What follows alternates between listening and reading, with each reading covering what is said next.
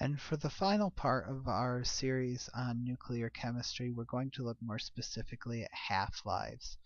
And so our objectives for this section are explain what radioactive half-life actually is, calculate the remaining amount of sample of a radioactive substance, taking into account the substance's half-life, and most importantly, we're going to need to identify the 7 common radioisotopes and their uses, because the Regents always just throws one of them at you and expects you to know what they are. So, what we need to know if we're looking at half-life is that radioactive substances always decay at a constant rate. Again, we said this before in the first section, this is not affected by temperature, it's not affected by pressure, concentration, catalysts, any of those things. All right? And what we can do, because we know this, we can predict the number of unstable nuclei that will actually decay in a given time. Most importantly, because the concentration should not change. So for half-life, half-life is described as the time it takes for half of an atom, the samples of an atom, to decay. So for example, if you had 50 of a substance, it's the time it takes to get to 25. If you have 100 of a substance, it's the time it takes to get to 50. So half-life is the time it takes for half of the atoms of a sample to decay. Every single isotope has a unique half-life. And the shorter the half-life, the less stable the substance is. So if we look back at table N that we learned about, those substances that have a half-life of milliseconds, they're incredibly unstable. Whereas the substances that have half-lives of years are much more stable. So for example, if a substance has a half-life of 10 seconds, every 10 seconds half the mass of the substance will be gone. So for example, if you start with 100 grams of a substance, after 10 seconds you'll have 50. After another 10 seconds there will be only 25 remaining.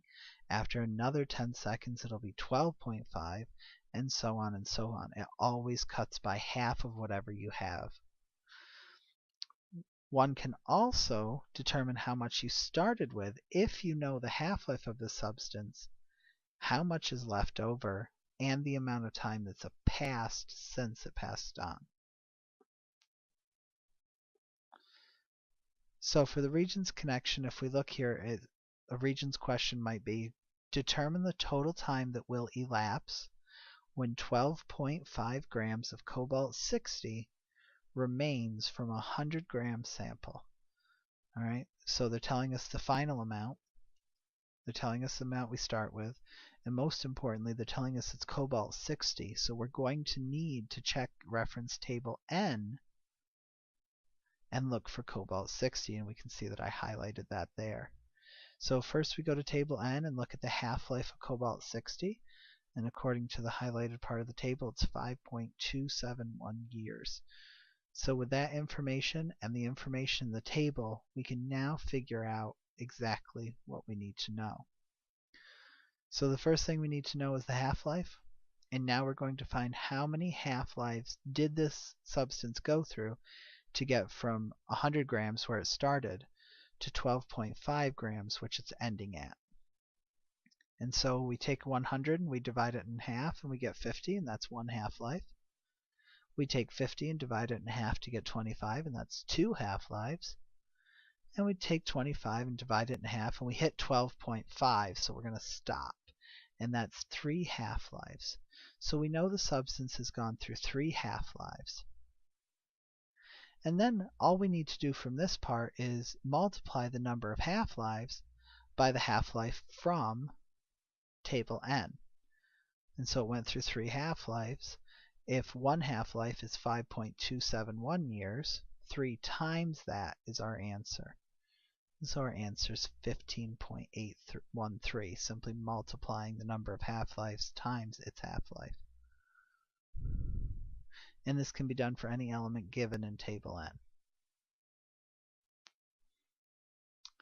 And then for important radioisotopes, radioisotopes often have really practical applications in industry, medicine, research, etc.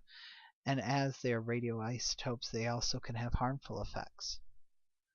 And so oftentimes regents will ask you what is one harmful effect of these radioactive compounds or these radioisotopes or radiation in general.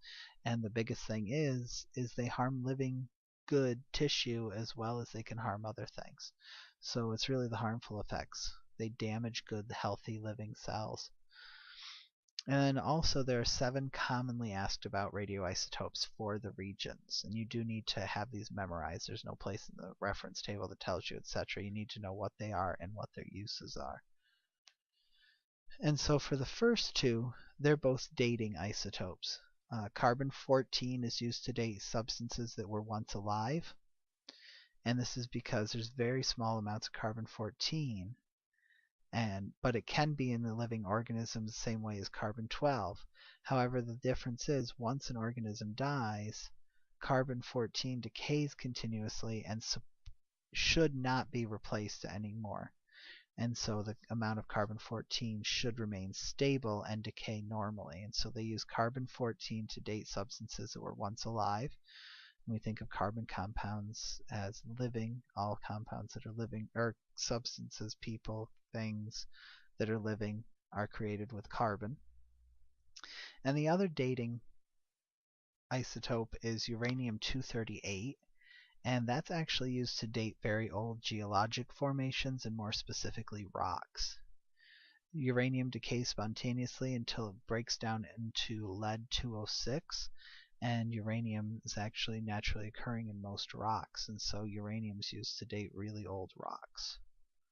So these are the first 2. Number 3 is called a chemical tracer. And a tracer is an element such as phosphorus-31 that can be traced using detectors. Tracers give us the ability to detect radioactive material and their decay products and allows us to determine whether or not they are present in a sample. So for example, phosphorus-31 is the one that they always pick as a tracer.